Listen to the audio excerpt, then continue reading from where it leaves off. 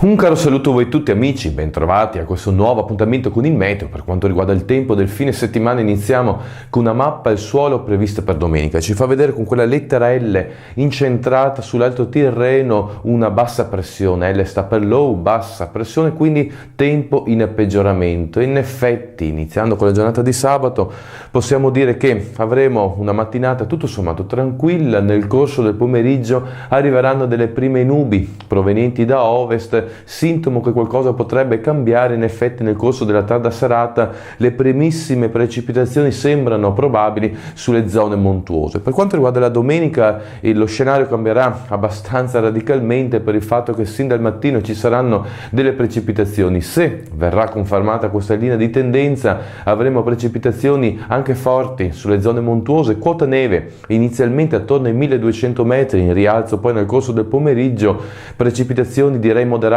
sulle zone pianeggianti, al più forti sulle aree pedemontane, quindi sarà compromessa la giornata del 1 maggio con temperature massime che ovviamente scenderanno a causa della copertura nuvolosa, graduale miglioramento a partire dal lunedì. Con ora ho detto tutto, auguro a voi tutti un buon weekend e se avete tempo e voglia ci vediamo nel prossimo appuntamento.